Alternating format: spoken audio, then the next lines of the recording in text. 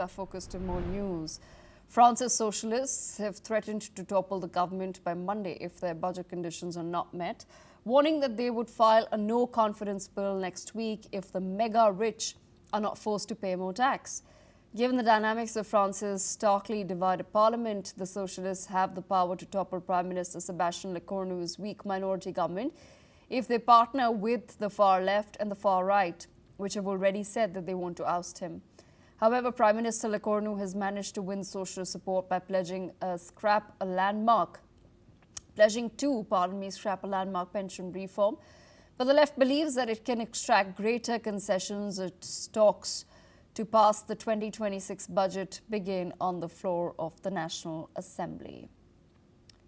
Mr. Andrew Latham, Professor of International Relations, with us on the broadcast. Professor Latham, interesting developments continue in France.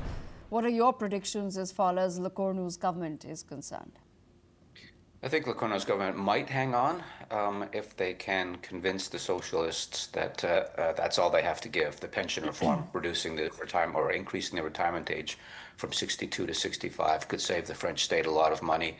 The French state is facing a real budgetary crisis, a structural one. It needs to make either big cuts to expenditures or big increases to income. The socialists, of course, would prefer big increases to income by taxing the billionaire class more. But that, of course, will drive capital out of France and in the medium to long term exacerbate the problem, make it much worse. So the current government, which is a minority government, is between a rock and a hard place, as it were. And it remains to be seen if they can do a deal that will satisfy the socialists. There's not much they have to offer.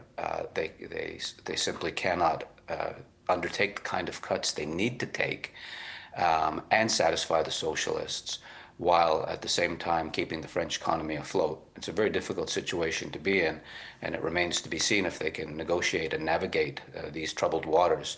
I rather suspect, given the recent track record of minority governments in France, they won't be able to. At the same time, Professor Latham, given the potential instability and policy shifts that you've also just outlined, what do you think become the short-term and maybe even long-term implications as far as decisions within the EU are concerned, vis-a-vis the war that we were just discussing? Yes, I mean, it's not just France that's in economic difficulties. It's true across most of Europe. The UK and Germany are all showing signs of, if not going into recession, certainly not doing well on the economic front. And that requires hard choices.